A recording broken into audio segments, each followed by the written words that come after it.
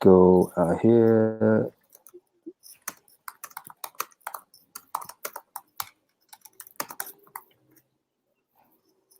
Boom. Okay, we've got 23 people at least. Amazing. Let's get Andy back on if he's there. Andy Lawson. Boom. Yeah, no, thank you very much, Amanda. Appreciate it. I might be swearing at this point because we're having a proper disaster here. Andy, you back, mate? Hey, yeah, you're right. All right, no worries. Literally, it just kicked me out. I'm criticizing you. You know what? I've never had a previous problem with this technology, but we've been so popular with regards to signups. I just got a pop up to say we're oversubscribed again on the show, and I think they have a 250 view count limit. And if it goes beyond 200, if it goes beyond a certain number, they will basically have problems. So hopefully that's it. I think you did break the we did break the live stream.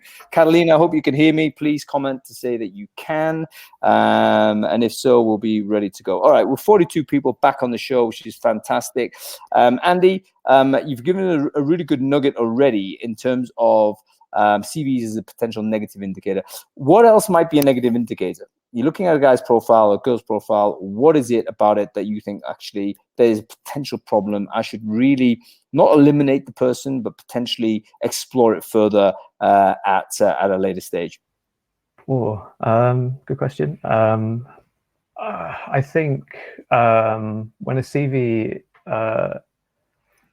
maybe when a CV is kind of overly geared, it's overly talking about the things that we as a company did rather than the candidate as an individual did at their previous work. Kind of talking about that, like, we are a brand that do these sorts of things and we sell this, rather than I built this piece of technology to help the business kind of make this step further forward, or I built a team, or these sorts of things. I tend to avoid. You know what? That's really interesting, because I don't know whether you watched last week's show when Mark Dubel, who was recruiting for software engineers, he was saying sort of the counterpoint to that: when messaging software engineers, you should actually talk about the job and the projects. But you're saying that actually, if the person's a candidate, that could be problematic, because that is what we're looking for, is someone with a bit of ownership, I guess, of what they're doing, rather than saying, hey, listen, it's the team that did this or the company did that. Sure. I think that when you're looking at a candidate as an individual to kind of as kind of one of the many that you might talk to, I think an indicator of someone that might not have contributed to a project itself would be someone who overly talks on their CV about the company and what the company does. But I think I'd agree. I think that it's a good talking point to see how the person thinks about I guess solving business problems and like thinking about business impact and these sorts of things. I think it's a good conversation point. Yeah, very interesting. Amy, I think I've got you back. How are you? And are you here? Oh my goodness, I'm so excited. Can you hear me? I had to change devices and everything. Oh no! Anyway, you know what? You're here, and I'm really pleased. And what a mess this has been. So I do apologize for kind of bouncing you around the internet there a little bit. But I think we definitely had a bug with the software, and then for some reason it worked and it didn't. But anyway, we've got. You know what? It's bizarre, because obviously this is a tool that's designed for a certain number of people. But the last two shows with Erin last week, we had 600 people. This week we've got 300 people plus sign up. It's kind of busting the live stream, which is exciting, but also not great. Anyway, Amy, now that we've got you on, for the few people that might not know you, I wonder whether you could just quickly introduce yourself and what it is. Sure. Yeah, absolutely. So I'm Amy Miller. I'm a technical recruiter. I've worked for 3 out of the 4 trillion dollar companies. So that's exciting. I've been in big tech for probably about 10 years or so, and I am the least technical tech recruiter on the planet. So when I was invited to this, I was a little terrified because I have no idea what I'm doing half the time, but that's okay. It'll be fun. So, I mean, this is an interesting conundrum for us recruiters, isn't it? Because we're not technical, but we have to recruit technically. And, and I'm of the belief that we don't need to necessarily be domain experts, but we need to be, I would call domain fluent. Like we kind of know what we sort of what the things are without necessarily being an expert at doing the job. And I just wonder what degree of technical literacy you would sort of expect a recruiter to possess, a tech recruiter to possess. Yeah, I mean, a tech recruiter needs to know that, first of all, somebody like our friend Andrew is going to see through my BS if I try to pretend that I'm really technical. Like that's, you know, I would expect someone to be able to understand just the fundamentals. Like clearly a front-end developer is not necessarily going to want a back-end developer job. I mean, some of those things are just kind of simple and Wikipedia is your friend. But the idea, like what I want is I want somebody that's really good at reading people. Like I want a tech recruiter that can understand if a candidate knows what they're talking about. So if I say, hey, walk me through your last project and what tools you use and how often you were, you know, actually hands-on coding versus reviews and design discussions and things like that, I should be able to pick up on the cues and things that tell me that you know what you're talking about, and then somebody else can further vet for the actual technical expertise, like actually having a code review and things like that. But it's more important for me that my recruiters know how to read people and kind of read between the lines and know if somebody knows what they're saying than somebody who can actually get in and write code themselves. Right, so it's almost like spotting, if you like, a fabrication or someone who's as an exaggeration, let's say, which, you know, we know that in sort of when you're doing interviewing for jobs, we're all prone to do that. You want someone to be able to spot what those are rather than, you know, have necessarily the technical know-how to do the job. Yeah, absolutely. You should be able to point me to projects. You should be able to, you know, show me your GitHub repository. I know Aaron has clients that love that and want to see it first. So I should be able to just kind of pick up the signals that the data is there and the meat is there. It's not for me to tell you if you're a good coder or not. That's not going to be my expertise. But I can tell you if you know what you're talking about, if you're interested for the role, because it's not just the technical expertise. Is this person have a real chance of potentially moving through the process and really going to consider an opportunity with us? So there's all that other emotional currency at work that we have to pick through. It's not just, can this person write code? Although that is an important question. Can they code? In terms of moving on to, so what we would review, obviously we would review a CV, I would review background. Andy mentioned something really interesting about looking for negative signals, potentially someone who stayed too long in a particular job or a technology.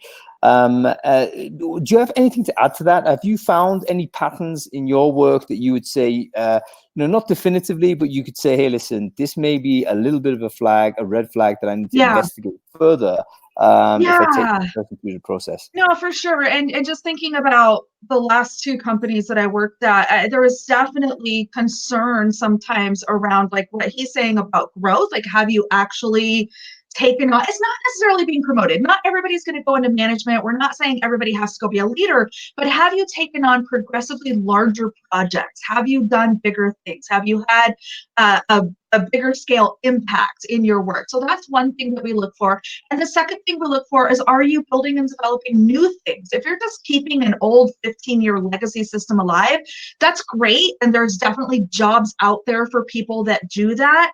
But I've not recruited for any of them personally. I've typically worked and recruited for roles that were kind of looking for that V1 stuff, or, you know, taking an idea and turning it into a product or service that we can monetize. So those are two big things that I look for. Yep, interesting. What about, let's take it to our friend GitHub, you know? I think maybe, 10 years ago, probably very few people would even be aware of sort of the idea of what GitHub is. Now it's becoming a default. I think there's very few tech recruiters that wouldn't know what that is, and they wouldn't know that it's important for developers in the hiring sort of process. I mean, what is it that you think is important to look at in GitHub, if at all? I mean, Andy, let me take this one to you firstly. Everyone's got a GitHub profile, isn't that right? I mean, what would you look for if you saw it? So everyone's got a GitHub account, I guess. Like we use GitHub at work all the time, and it's an important tool for us at work. But I think it's easy to fall into the trap of thinking that A good engineer is someone who is really passionate about engineering and is like a hobby engineer and these sorts of things, which I think is often quite obvious in someone's GitHub profile, that you can see they've got lots of projects or they contribute to lots of other projects. And I don't think it's a bad indicator to show that someone is really interested in coding, but I don't think it is the indicator to show that someone is a good coder or is really interested in coding as a career versus as a hobby. So why do you say that, Andy? That's interesting. I'd love to explore it a little bit more. So I suppose maybe 5 or 6 years ago, I also probably spent a lot of time kind of working on my GitHub profile because I knew a lot of tech recruiters were going to look at this profile. And really what it did was it distanced, I suppose, myself from the work that I was doing at work versus the work I was doing outside of work. And it was kind of healthy to have lots of projects going on for a while. But then I think that, I don't know, as my career progressed, as I grew older, I suppose, coding as a hobby became less of a thing. And I don't think that necessarily showed that I was less interested in coding. It just meant, or that I was less good at coding. It just showed that I just didn't have that time to spend on my GitHub profile for, I don't know, it almost felt like, it felt like a very strange reason to kind of do these things. You know what, you've mentioned something really interesting. I'd love to do an age breakdown on the sort of most active people on GitHub, because I just wonder whether this might have something to do with your life progression. You know, because if you're like, oh, obviously you're free, single, totally motivated, you know, absolutely narrow focus, you don't have kids, you don't have mortgage, you don't have any of these things, maybe yes, you can do lots of stuff on the side. But you know, you have kids, you suddenly have a mortgage to pay, you got to take the kids to football, all this type of stuff. You might not have the time to start building out your GitHub profile. Doesn't mean you're a worse developer, it just means you've got a more rounded life. Yeah, it doesn't. Yeah, and that's also a positive thing to bring to work, having a much more rounded life than just spending like 80% of your time writing code, because even 80% of an engineer's time at work isn't just writing code. It's about a whole load of other things like communication and working with people and kind of leveling others up and all these sorts of things that's outside of writing code, and code is the only real thing that you get to see on GitHub.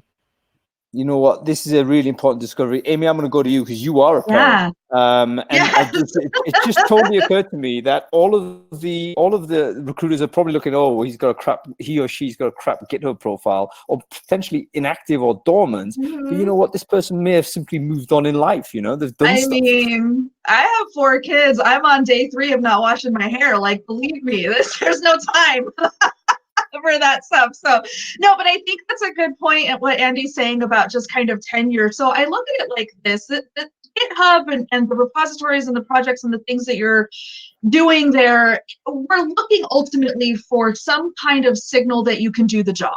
Right. And so in the very early days, and somebody had asked a question about boot camp, which I'm fine with boot camp folks. Again, it's about, do you have the right skills and abilities, and do we get those signals from your resume, your GitHub profile, your LinkedIn profile, whatever.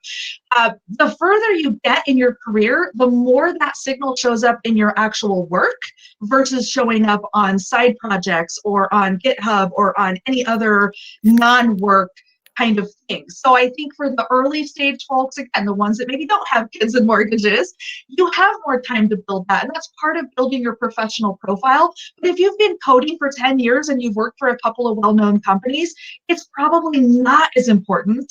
Again, depending on the company, because there's certainly some companies that really live and breathe it and others don't. So you have to know your audience. Yeah, very, very interesting. This is actually blown my mind a little bit, because I've always been suspicious of GitHub itself, but not really understood why.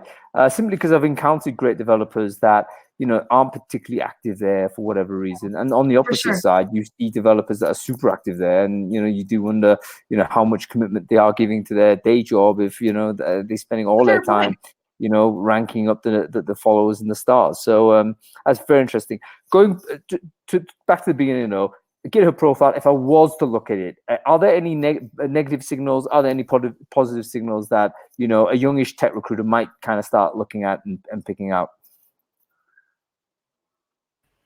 Andy, I'll go to you with question. that. I'm trying to think. I don't know. I'll tell you, I'm more concerned if somebody is bragging about their GitHub and doesn't have anything to back it up. I mean, you know, just don't bring it up if it's not going to help you. And again, I don't have clients, at least right now, that care a lot about it. It's one of those things, either if a client really, really cares about it, make sure that you're beefing it up and it's legit. Or if you're just not in a place to do that, you know, stage of life, busyness, whatever, don't tell me you are, because I'll find out. And I know people that can check the tech stuff for me. I don't have to do it myself. But yeah, so that would be my only caveat. Like, if it's legit, great. If it's not legit, don't even bring it up. Yep. How about you, Andy? Any comments on that? Yeah, I mean, I totally agree. I think there's also you also get kind of, I suppose, funny projects, which I don't know. Like, I think there is kind of lots of different types of projects. You also get like a project that is clearly just for fun, and someone's done something like funny or crazy or whatever, and put it on the internet, and then they get like 1 million stars or whatever it is, and everyone's enjoying it. That's kind of one project. You also get other projects that are kind of more useful, more technical, more I don't know, could be used in that person's day job, in other people's day job, and I think it's always important to kind of take both of those types of projects into account. It's always good to have some fun with some tech, and it's also good to kind of do something that actually kind of could count towards someone's work or someone else's. What you're being, I think, what you're being very polite about and saying, Andy, is that there's a lot of like developers that have got lots of technical flair, let's say, but they're producing like peacock type projects, you know, look at me type projects, but actually this doesn't apply to the real world, or it applies to a vanishingly small, maybe technically brilliant, but it literally there's going to be a very small amount of possible use cases for this, compared to someone who might be doing something a little bit more mundane, maintaining an old legacy system, or doing something that is potentially not, you know, sexy, if you want to use that term, but actually is contributing to the wider community. And I think the reason why I think I understand this is because this happens in recruiting, doesn't it, Amy? Where you know, you see a lot of, especially if you go like me, you go to a lot of conferences and stuff like this, and you see a lot of wonderful talks, and oftentimes some of them are really great, you know, innovative technical flourishes, and you think that's amazing, but then you think, am I really going to use that? I mean, is it even usable? You know, technically sounds great, but I'm never going to deploy that. And it probably is not going to be that important to that many people. Whereas, in fact, there's a lot of people doing, you know, less interesting, quote unquote, operational work that is actually much more valuable and substantial. Honestly, like, are we getting shit done or not? Like, that's the question in my mind. Am I allowed to say that on your show? Sorry. You're absolutely allowed to say that. It's a not safe for work show. Yeah, so, I mean, I just, you know, again, do we have the signal, the data, the proof that you can actually do what we need you to do? Can you ship a feature? Can you build a project? Can you take an idea and turn it into something that we can monetize? Like, those are the questions. And again, I know there's been some comments about how even technical recruiters need to understand the source code or have a general, like, no, I don't have time. I have 4 children and a full-time job and 3 dogs. It's not happening. But I do have great partnerships with my hiring managers and my technical experts. And I can take 5 minutes and, hey, this is what I think I'm hearing. This is what I'm understanding from this. Am I right? And I've been doing it long enough to know that my gut's usually right. Moving on from looking at profiles, at some point there's going to be a conversation. Is there any value in a telephone screen? I see a recruiter, I see a developer, I see great profile, I see great trajectory, all those things tick the boxes. Is there any value in me and that person having a telephone conversation? Amy, I go to you with that. Yeah, so are we talking a telephone screen with a recruiter or a hiring manager or both? Great point. I would say recruiter first. So non-tech to tech phone conversation. Yeah. So, but it's, and that's where the content of the phone screen is so important, right? I am not going to get on a call and have them solve a data structure problem. Like, that's not a question I'm going to ask. I'm going to ask things like, tell me about your last project, tell me the coding languages you're most familiar with, ranking them from favorite to least favorite or most used to least used. How long have you been doing something like this? Those are kind of the questions that I'm asking. I'm not asking them to sit on a whiteboard virtually and solve a problem for me. I also want to uncover the non-tech stuff. We sometimes forget that. We get so focused on solving for, oh, is this person the right coder and do they have the right skills and can they write in the right languages? But we're forgetting to talk about things like, why would you change jobs? What is it that I would need to offer you aside from money, even though money is important, to make a change? So all of those things in the initial call, and remembering that we're not hiring just a developer, we're hiring an entire person who develops or who codes. So that's the importance of the phone screen. And then I save the really deep technical stuff for the hiring manager phone screen. So if we agree that we feel like the right signals are there and we're thinking this could be a good fit, and yeah, you're at least open to the next conversation, that's when you get on the phone with the hiring manager or a technical delegate, and that's when you have a much deeper technical conversation to continue to vet for the more technical expertise. Yeah, so that makes perfect sense for me, Amy. I love the way you described that. It's about understanding sort of the motivations of the human being, because ultimately this person is going to be making a potentially very significant decision, and understanding what they want to do. It's not about how competent you are per se in these languages. That is for the technical people to figure out. But are you motivated to do more of this language? Because this is the job that requires you to do that language. Yeah. So those types of things, I think recruiters are definitely well equipped for. I got a question. I'll stay with you, Amy, for a second, because this is one of the challenges I think recruiters have. Technical managers, hiring managers put a huge amount of pressure on recruiters to not introduce them to candidates that they deem to be technically unsuitable, and that sometimes that can force sort of the recruiters can succumb to that pressure, and they can attempt to try and figure out whether they're technically strong enough or not. How would you advise a young recruiter in their career who's encountering this type of pressure from the hiring manager? How do they have that conversation and push back on that? Yeah, and I guess I have the benefit of age, lots and lots of age. But I'm not an order taker. You're not going to come to me and give me a spec and say, go find me somebody that can do these things, and I'm going to go scurry off and find someone that can do these things. We're going to sit down and figure out, first and foremost, what is the business problem we're trying to solve? What is the talent needed to solve said problem? What is that going to look like in a profile and or a resume? What are some high-level technical questions that I can ask and the appropriate answers-ish to know that this is the right kind of person? And we're going to do this about 3 or 4 times, and then we're going to sit down and we're going to go through all 3 or 4 of those, and we're going to vet it very carefully before I go find you some more. So this is not a one-way, like I'm just going to go find people that have the right keywords and let you say no repeatedly. If you say no 3 times, we're having a conversation before you see anyone else.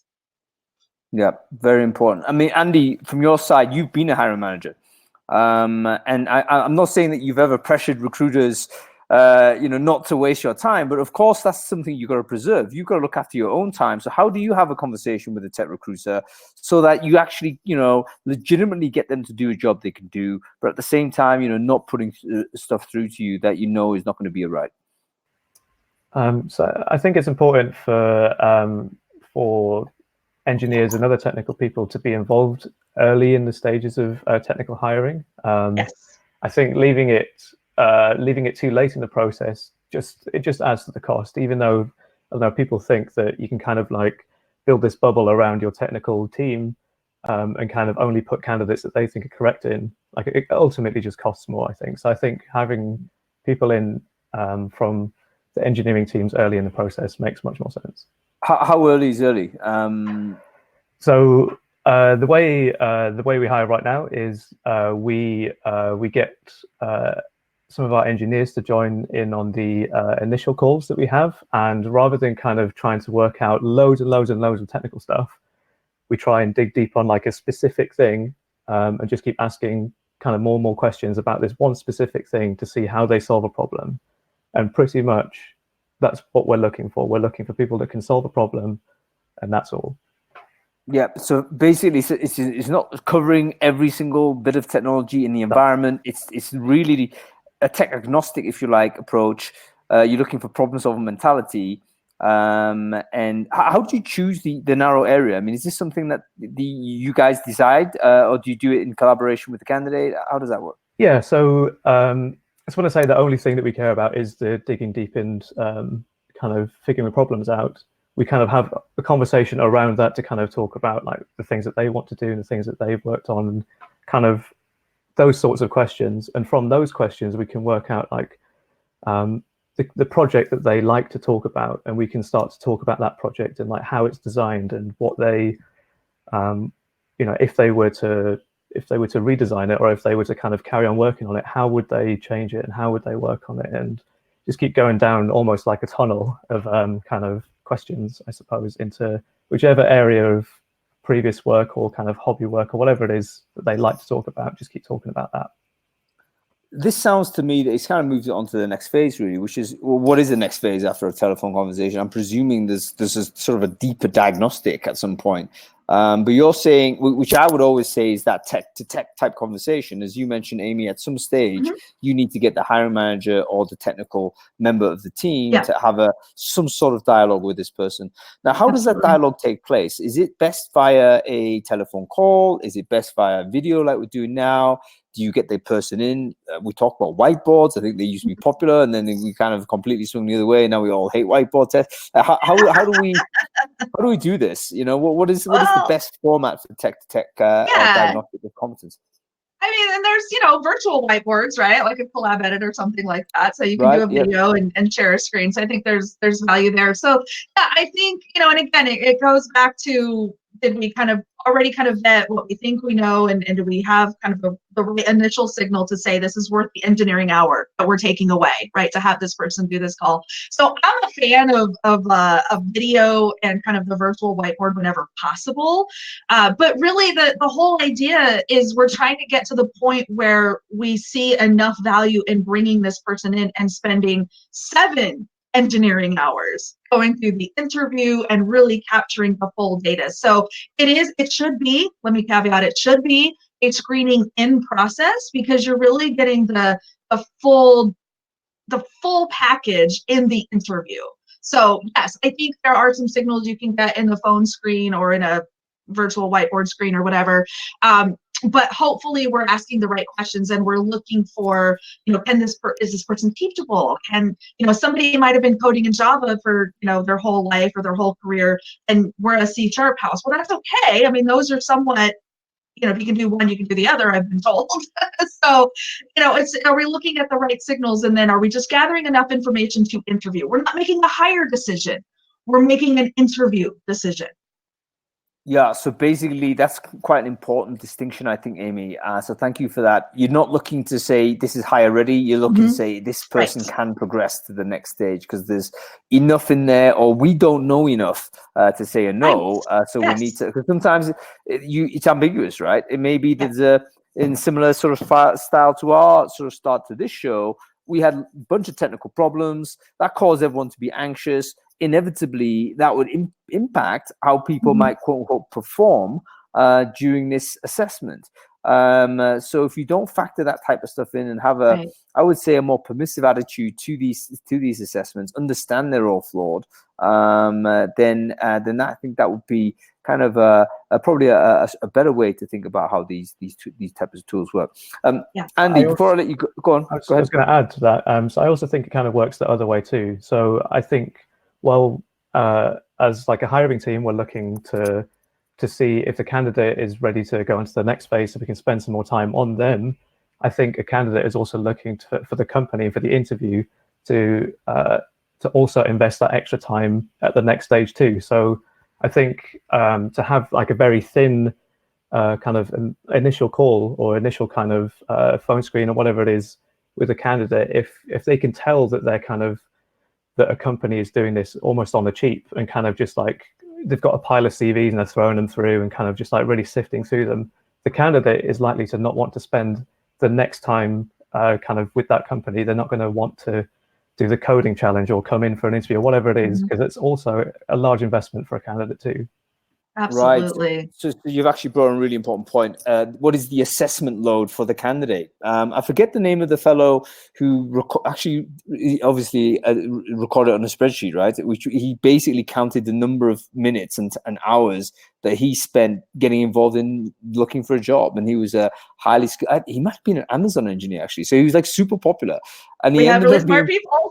Yeah, he ended up being like, obviously parallel process. Everyone wanted to hire him, but he was monitoring. Wow, here is the commitment I'm getting asked to do, and he ended up with a ridiculous number of hours that if he was to go through them all, he would have to do like 3 times the amount of work that he would do in a week. And obviously, you can't do that. So this type of signaling, I think, when you're talking about that every touch point, it's a two-way reciprocal process where either side is really just capturing a bit more information to see whether it's worthwhile to take the next step. It's not a guillotine, yes, no, unless there's an obvious reason why there's an incompatibility. Yeah, totally agree. What about things like technical tests? What are our views on that? Are they useful? What is a good technical test? What is the difference between take-home online? What is the difference between, something you bespoke compared to something that, for instance, our sponsors are credibly. They do a kind of a classic benchmark. What is your view on that side of things, Andy? I think that take-home tests are a really important part of technical hiring. I think it shows a lot of things. I think that I prefer to look at a technical test as almost like a series of trade-offs. You're looking for the trade-offs that the person has made versus like, I'm not looking for perfect code. I'm not looking for a perfect solution to a problem that I've given them. I kind of don't really care about that stuff. I want to see how they've made their trade-offs, where they've made their trade-offs, and how do they communicate how they've made those trade-offs and why. Can you just sort of dumb it down for me? What trade-offs? What do you mean? So by trade-off, I mean, so in engineering life, in day-to-day kind of working life, we have deadlines, we have requirements to meet, we have all these sorts of things, and we're always looking to build iteratively so we can meet some deadlines and we can kind of continue to show progressive improvement. And I think that we should be able to demonstrate the same thing in a technical test. We should be able to show that I was given this problem, I've solved this problem, and now I can iterate and make this bit better, and iterate and make this bit better. And I was given 2 hours to build this whole thing. So this is how far I got of those iterations in that 2-hour period. I don't want to build the perfect thing first time and dump it. Yeah, and in fact, an attempt to build a perfect thing first time is an indication that this person may not understand the issue of trade-offs, right? So, I mean, exactly. If you are giving a deadline of 2 hours, man, you got 2 hours to do this. If he's sort of engaged in an approach that would take 20 hours, you know what? That's probably something he needs to look at as an engineering discipline, because it's not about perfect code, as you mentioned. It's about providing a practical solution. So yeah, super interesting. What about your view on sort of the idea of a take-home test and the idea of kind of an online test? Is there a difference? What is good, what is bad about either or?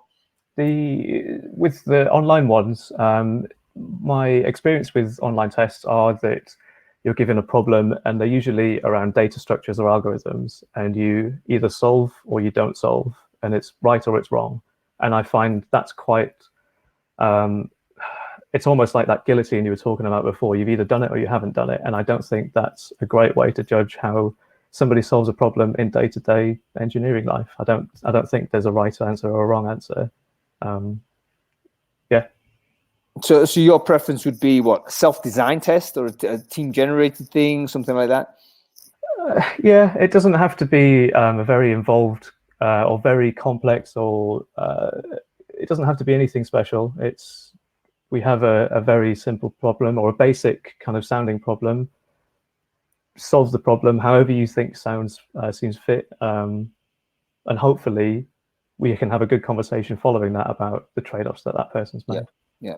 Cool. Amy, I'm going to come to you on this because I think here we have actually the trade-off in the recruitment side, right? Because creating, if you like, custom tests and getting that adds costs for obviously the team to build that, and it adds costs for the team to then review it because it's a custom test. Sometimes they don't have the time, so maybe that's when we need to make the trade-off of a slightly less optimal solution, but at least it's off the shelf. Like you can go to an online platform and say, right, this may not be, again, using your term, Andy, absolutely perfect, but it's worth the trade-off because it means it saves my engineers this amount of time, and it's much better than just simply, going on gut feel or going on interview or what have you. What are your thoughts on that, Amy? Have you encountered that scenario? I'm all over the place with this, to be honest, because I think on the one hand, it's an opportunity to level the playing field a bit, right? If everyone is going through the same process and we know that there's kind of a single way that we're calibrating potential hires, I think in some ways that's a good thing, I think, because on the other hand, maybe you're really good at taking a test, or maybe you're like me and you get absolute utter test anxiety and bomb every time, even if you know the subject inside and out. So there are trade-offs. I think like Andy said, the engineering leaders should be involved in helping us kind of build this. And what are we really trying to solve for? What is the answer that we're trying to get by asking this question? So I'm not anti-tests, but I think use with caution. I think we have to be very, very clear that we're just simply trying to find a baseline, like, yes, this person knows how to write code, to keep it really, really simple. And then the rest of it, the problem solving, the communication, all of that kind of stuff, I don't think you're going to get in a written test. I think also to your point about, take home versus online or whatever, I've not experienced it, but I've certainly heard horror stories about people taking it home and having someone else take the test. So I know different solutions have ways to solve for that, and there's, logins or whatever, but it can be really tricky. So it's a slippery slope, and I think all of those things have to be taken into consideration. And then finally, what's in it for the candidate? If the first or even second step is for me to do some kind of homework for you, I don't know that I like you that much yet. I don't know that I'm that invested in this opportunity to go through that. So what have you offered me, or what have you given me, to your point about the gentleman who was tracking his hours? Like, why should I invest in this test after the first call and you're a junior recruiter who's basically gone down a list of questions and you haven't engaged with me? So those are my concerns. You know what? I'm guilty as charged. I used to do that back in my early days before I understood. It's like, oh yeah, here we have a technical test, and then you send them it. And I was getting feedback from people say, yeah, look, Hung, I really like the business, etc. But this is going to be like weekends worth of work. And I thought, okay, that's actually quite a lot of work. And you only have 52 weekends in a year, and I'm asking this guy to sacrifice that for no pay, for the potential of being offered this job that I approached him for. So all of these things sort of start percolating, and you think, okay, when is it the optimal time to deploy or ask someone to do a technical test? And it's way down the line, isn't it? It's way down the line. Is it before you meet them, or is it after, do you think?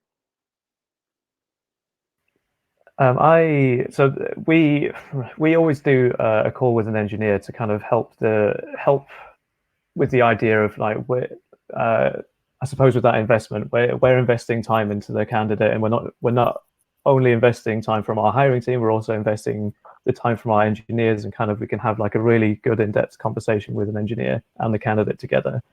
And I suppose the hope is that kind of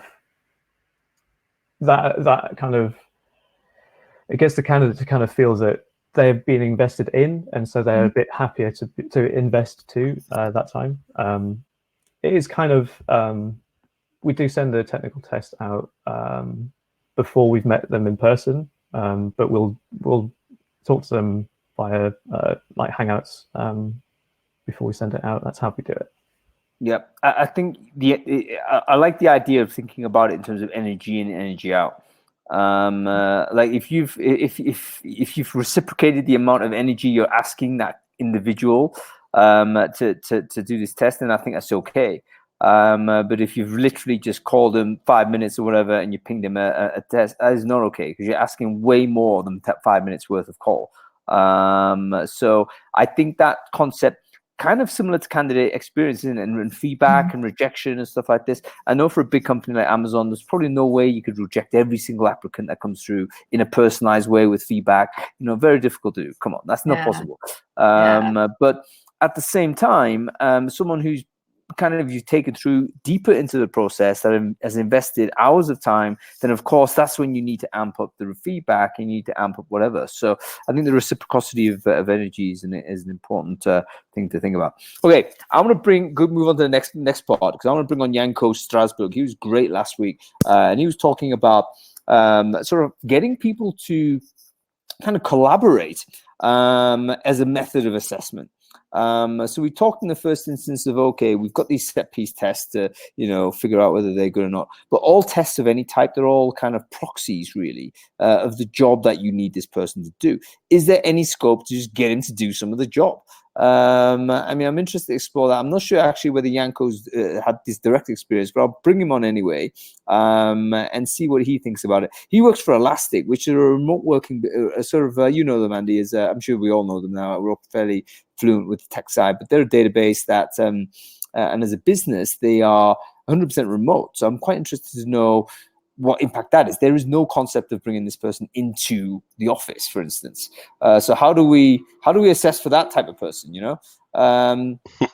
So hey, there's Janko again. Janko, how are you doing, sir? Hey there, doing well. How is everybody? Very well. Sorry that's kind of delayed to bring you on, but obviously, we had 10-15 minute chaos at the beginning of the show. Janko, thanks for coming with us, coming along with us to the second iteration of it.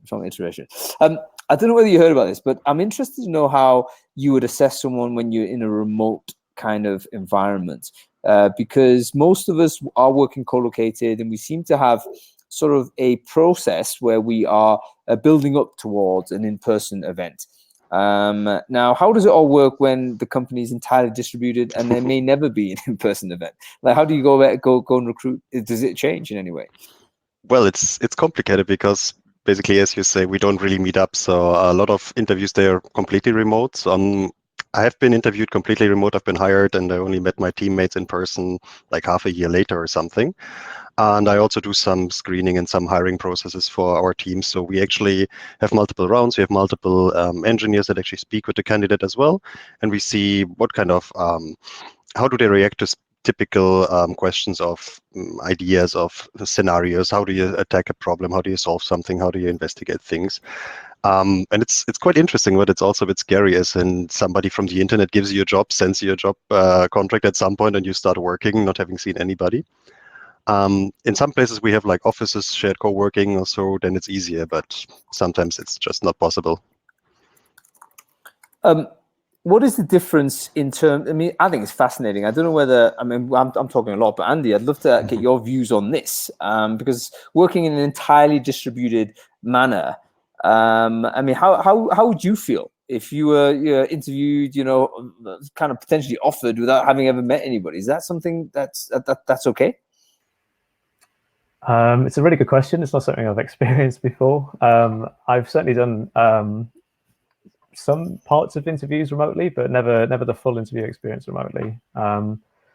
It's something that I guess we're also trying to work on at Monzo, and trying to figure out exactly how we do full remote hires, I guess. Because I guess I think that it's a really good way to really expand properly is to really treat remote working as like a first class, or distributed working as a first class way of working, rather than as like this second thing that only a few of our engineers do. But yeah, I really don't know.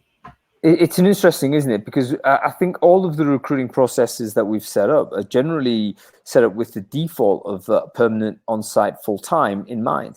But suddenly we're starting to see these kind of next-gen tech companies that have always been distributed. Elastic is one, Automatic, Basecamp, all of these companies that literally don't have offices, never met each other. How do we assess people? A lot of things co-located companies doing. What can we learn from these remote businesses?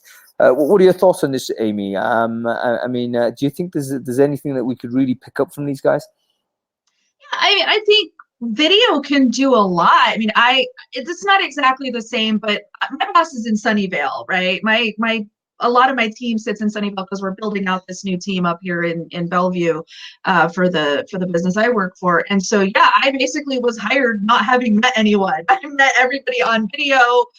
aside from obviously the local recruiters that I'll be sitting with, it was all very, like, I was never face-to-face with my boss until I was about a week and a half in. But I felt like I knew her because we'd had so many phone conversations and we'd had, some video chats. And so for me, it was a no-brainer. I'm a huge fan of remote. I'm sitting here in my home office, as you can see. So I don't think in person is that critical. I know it's probably not a popular opinion, but I'm perfectly fine with this format.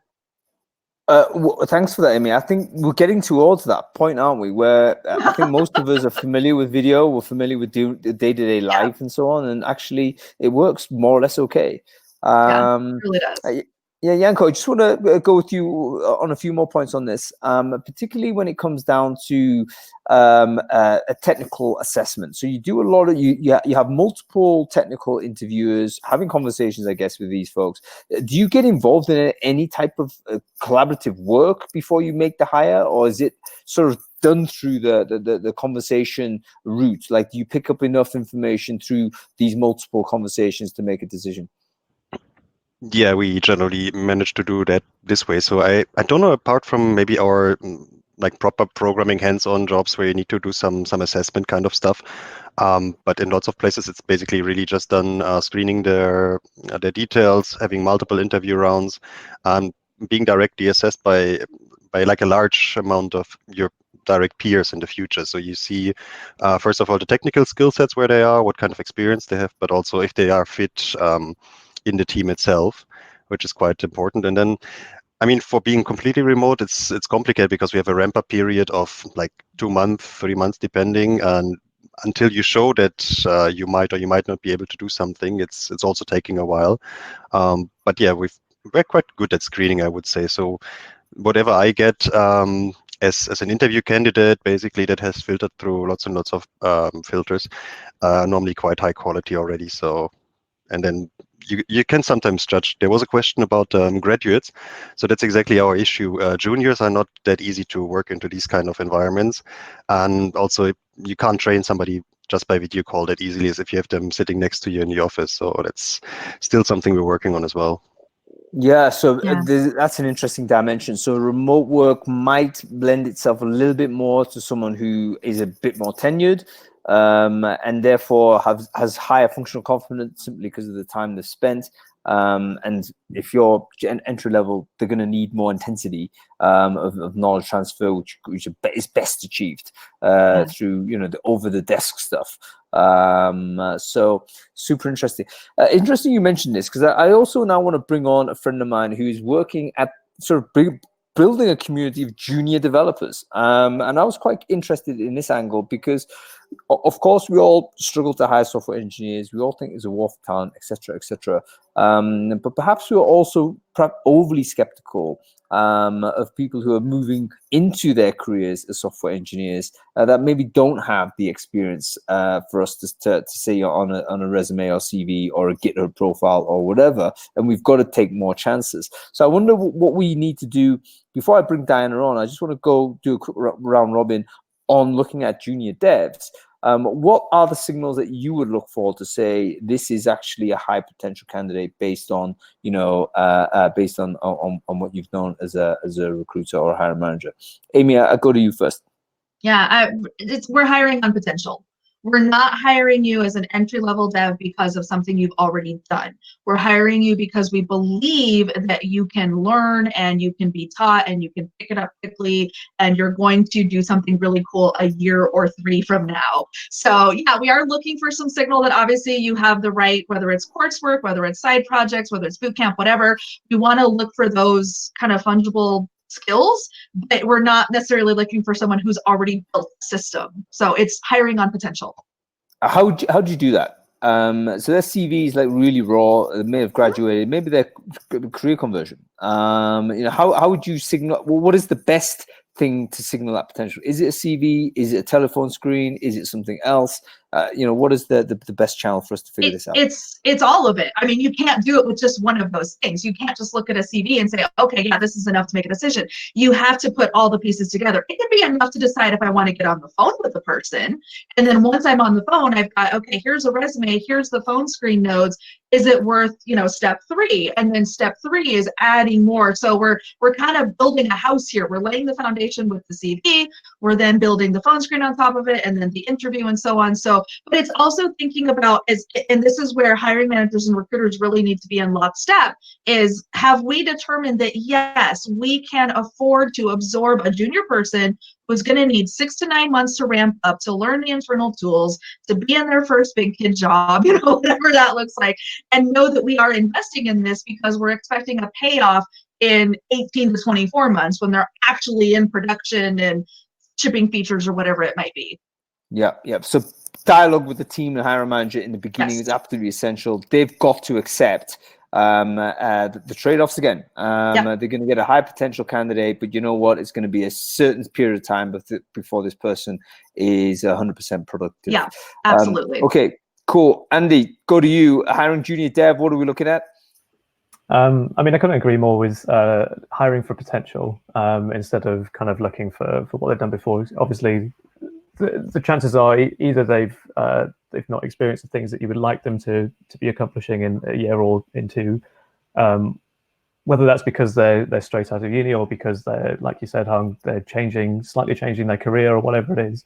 But I think the potential kind of comes in both technically, so you can have like a good technical conversation with someone. It doesn't have to be about a specific technology or anything like that. It's more about being comfortable with ambiguity and kind of like talking around a problem, whatever that problem is. And that also includes kind of gauging how well the candidate is at communicating. Because I think upskilling and learning is probably about 50-50 learning the thing and communicating. And if the candidate can't communicate well, then it's going to be quite a tough learning experience to get them up to the potential that we need them to get to in a year and a half, 2 years' time. Yeah, very interesting. I mean, the communication side is super important, right? I mean, we talk about hard technical skills and the requirements there, but most software, as far as I'm aware, is now collaboratively built. Your ability to actually interact with people, not only other technical people, but people in the business, that's critically important to your effectiveness as a pro programmer. Okay, great. Janko, go to you on this point. Junior devs, I know that at Elastic, maybe you don't do that given the nature of the business. But how would you, if there was a situation where you're hiring for someone who doesn't have a huge amount of experience, what is the kind of things that you'd be looking for from that person? Well, in general, I guess it's the typical things that we're looking for. If they're really interested, if they might be already in the open source scene, looking at their GitHub profile is part of our usual process as well.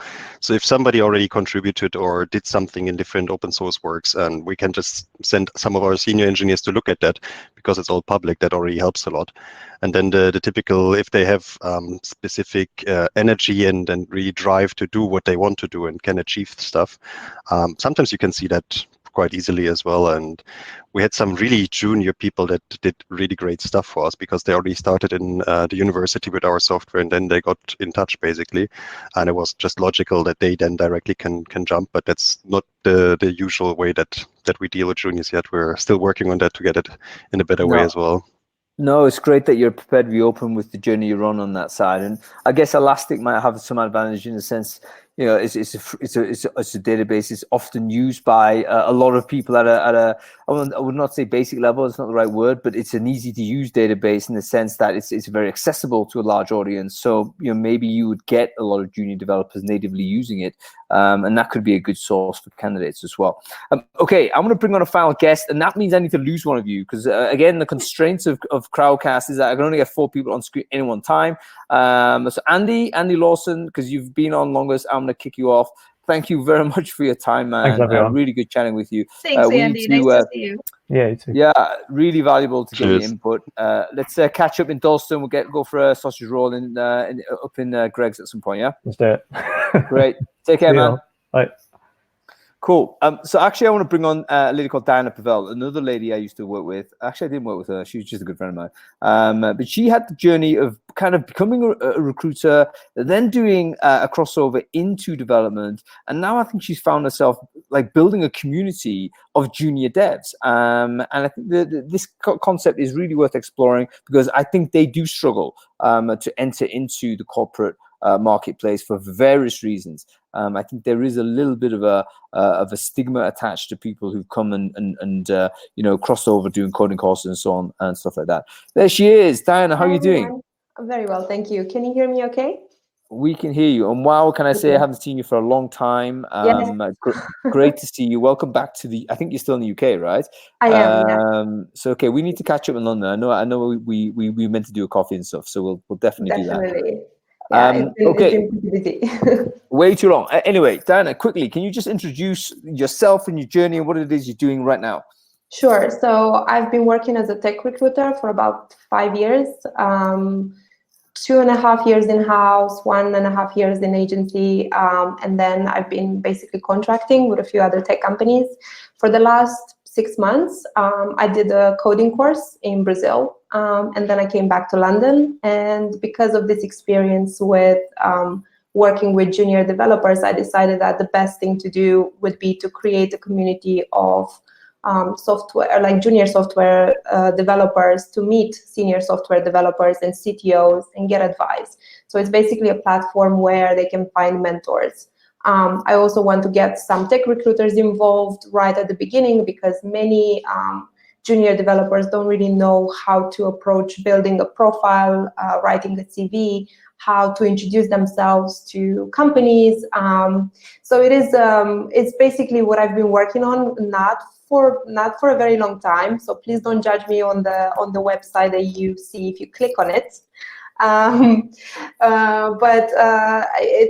decided that after speaking to a lot of more senior developers that actually they want to give back to the community and they see it as a good initiative. I want to eventually make it more structured, but at the moment it's more of let's figure out what people actually need. So I don't go on building something that no one is actually going to use. Yeah, well, I think it's been really warmly received, hasn't it? The entire idea. I read your blog post about this, and I think the sentiment is everyone's pointing in the same direction in the sense that yes, we want more young talent into the tech world. Everyone's struggling to recruit, so we all want the same thing. But there is a barrier, I think, to hiring crossover talent, if you like, or entry-level talent and so on.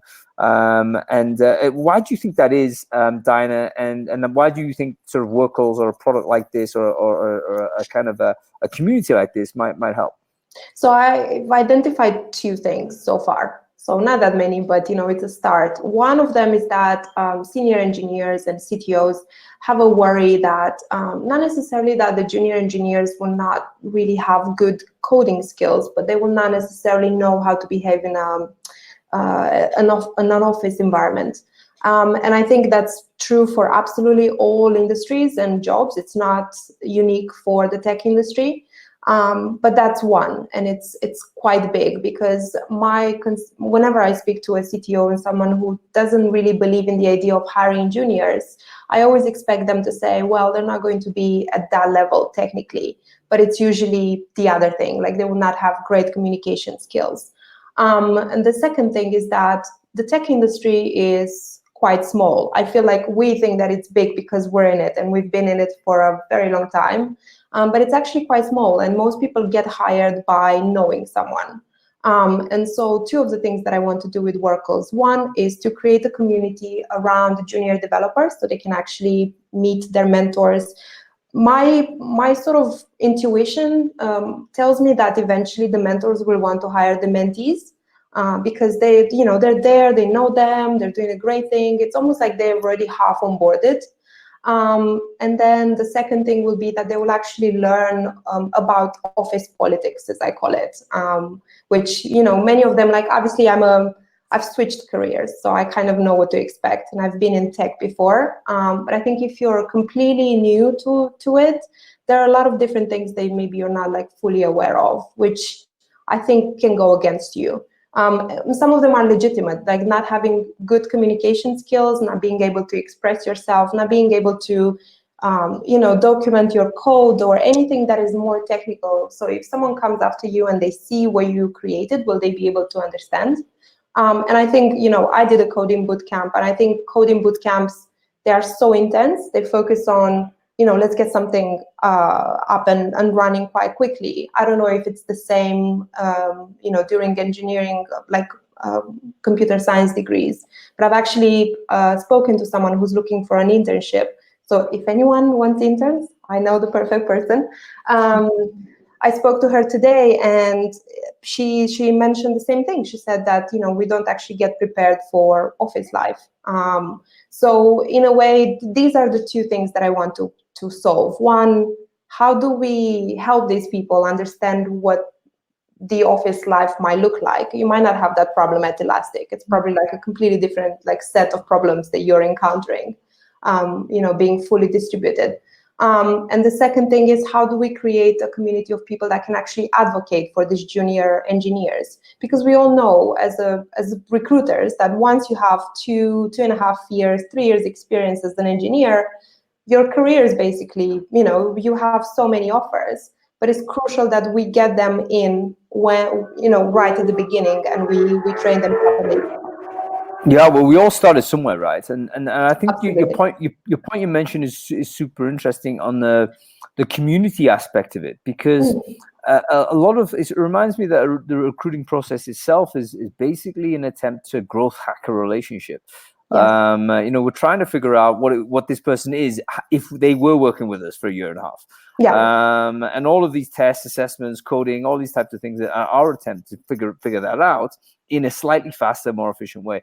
But if you're able to kind of pre-build these relationships before hiring conversation takes place, then actually you cover a lot of the cultural fit stuff. You cover a lot of the problem, sort of solving problems, questions that Andy was talking about earlier. You're talking about communication before, Amy, as well. All those other things that you try and do during the more structured recruiting funnel, actually you might achieve through perhaps even a more accurate, more organic way. Through this sense of community. Janko, you just shared something that I think is worth exploring. You mentioned a talk there that you've obviously seen or watched. Can you just explain why you think this is interesting? Yeah, because it's basically it's a woman from the Women Who Code and startup scene here in Barcelona, and basically a junior developer that herself was applying for different places, and she basically said a lot of good things and what exactly junior developers can also bring towards a crowd and a new customer base and company. So that's definitely very, very interesting to look at. And I was sitting there the first time I heard that in one of the meetups we have here, and I was thinking, yeah, we should be doing that, but we can't yet because we're just not at that stage where we can manage these kind of things. But definitely there's a lot of good things in there, and if you have the options to mentor somebody and to have somebody new with fresh ideas, that's definitely also something worthwhile. Yeah, fantastic. Listen, we're kind of well over time, so I just want to close this show off and leave sort of a final comment to all of you. I just want to say, look, there's a tech recruiter out there. They're struggling to assess a software engineer. What is the one piece of advice you'd give them to help them do this a little bit better? Amy, I go to you first. Yeah, I think just focus on screening in. You just want to look for the signal that gets you to the next step. Don't worry if the person is hireable. Don't worry if they're going to accept your offer. Worry about getting them engaged and interested to take the next step, and just build that house one brick at a time. Love it. Screen in, not screen out. Love it, Amy. Okay, Janko, go with you. Yeah, on our side, basically, the recruiters are also always getting in contact with the tech teams and then having some second or third eyes to help them with the assessment if needed. And that's been a very good collaboration so far. That's it. It's a team game. Don't isolate yourself as a recruiter. Don't absorb all the responsibility to do the tech assessment. You need support in doing that, and the technical team need to know that. And if they don't, they're actually going to load themselves up with more work down the line. Okay, cool. Diana, leave you the final word. How would you advise, I guess, your former self? If you're a tech recruiter looking to assess and struggling to do that, what would your advice to that person be? And I have definitely struggled with like lack of self-confidence a lot of the times. So I would say that maybe as a tech recruiter, we focus too much on the things that we don't know, and we should focus on the things that we do know and we're very good at. And that is understanding, you know, a person's motivations, and then leaving, obviously try to educate yourself as much as you can and ask as many dumb questions as you want and as you need to be better at your job. But ultimately, you know, understand that the person you're talking to has their own motivations and their own ideas about why they want to do something, why they want to come, you know, and work for your company. So focus on those things and leave everything that you don't know to other people. That's a really, really good point. Focus on what you know, not what you don't. Okay, that's fantastic, and that's a wrap. Thank you, everyone, for your time and patience. Firstly, I want to give a big sort of a shout out to all of the 85 people that have jumped onto this live stream from the other live stream. So we lost about 200 people there. I'm really sorry about those folks. I will send everyone a recording of that this video. But thank you to the 85. You're the original gangsters to jump onto this to this live stream. Okay, that's it for us. A brilliant show. Thank you, everyone. Thank you, Amy Miller. Brilliant to have you on the show. Janko Strasbourg again. We'll definitely get you back in for another round if you fancy it. Diana, welcome back to London. I will see you soon. Thanks everyone else for watching. It's been fantastic. Final word out to our sponsors, Credibly. They are an online tech assessment platform. So if this is a problem for you or an issue that you're thinking about, definitely check them out at credibly.com. Okay, we're back next week. We're going to be talking authentic job descriptions with Katrina Kibben. We will see you next week on Friday. Bye. Bye.